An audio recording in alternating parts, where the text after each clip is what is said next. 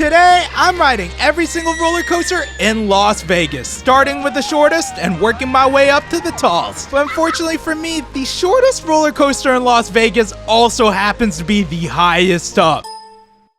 This is 1,149 feet. We're not gonna be entirely up there, but we're gonna be about 900 up here. Bro, this is actually way taller than I thought. Now, this is the third highest ride in the world, and not only that, it literally drops you 27 feet past the edge of the entire tower.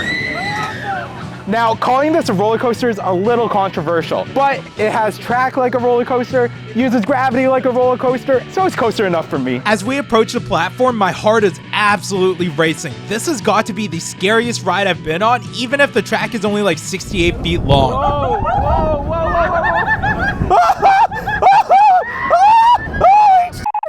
Needless to say, it was terrifying being dropped 4 times into the strip, and if this thing broke, you're gone. This is crazy! I've always seen videos of this ride, but you don't actually realize how scary it is until you're in that seat facing almost 1,000 feet down into the strip. We still got more roller coasters, and they get even crazier. I can't believe we're riding that tomorrow. Now we're headed to the Adventuredome at Circus Circus. This is the only amusement park in the entire state of Nevada. First up is El Loco. It's a wild mass turned up to the extreme. Standing at 90 feet tall, it also has the steepest drop of any coaster we're riding today at 90 degrees. But it was actually supposed to be beyond vertical drop, which takes you a little upside down, like the other coasters in the world which share the same layout. But I guess the Adventuredome wanted to keep it a little more tame, given the family-friendly nature of the park. Oh, and apparently somebody fell off this coaster too? Let's give it a try.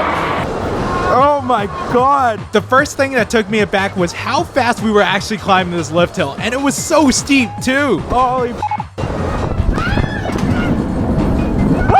And the way you take these turns so fast, it was hard for my camera to stay on my chest, let alone through these upside down sections. Oh my god!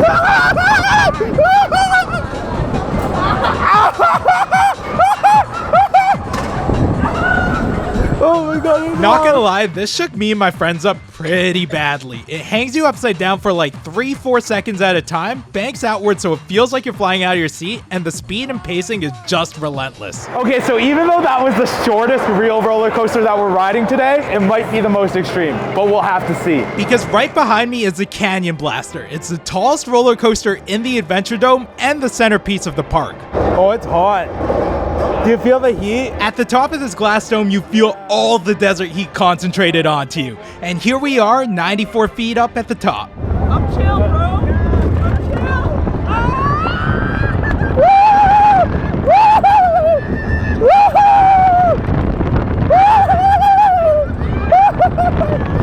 It starts off by dropping you into 2 consecutive loops and then 2 corkscrews right after. Oh my god! And even though the scary part's over, it still feels like your head's gonna get chopped off by any of these tunnels.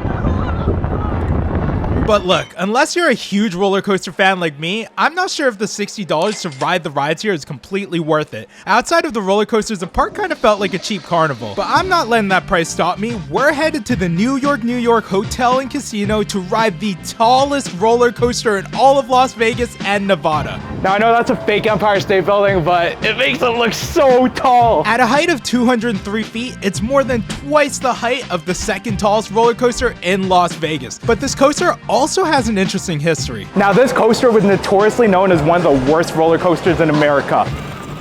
The company that made this roller coaster doesn't make roller coasters anymore because of how bad they were. They actually went bankrupt because of it. So it should be good, right? Here you go. Here you go. The best part is, behind me, you can hear one of my friends who's never been on a roller coaster even close to this tall. Yo, Jason, you ready? Close your eyes if you're scared. And once we were 200 feet up, I had to psych him out a little bit more. I heard the second drop scarier.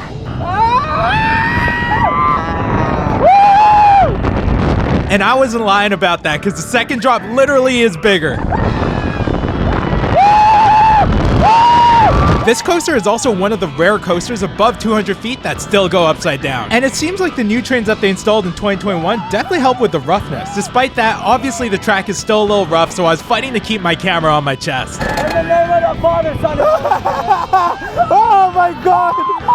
And once we hit the brakes, we were finally able to chill out and enjoy the scenes of the Las Vegas Strip, which makes this coaster super unique and one of a kind. And despite its weird history, it's still worth a ride. That was sick. That was hilarious. It's not too scary, even though it looks really tall. It's pretty tame, at least in my opinion. I was scared. And that was ARTYTIME. I know I gotta just take it from me. Stay out my pocket to my acne jeans.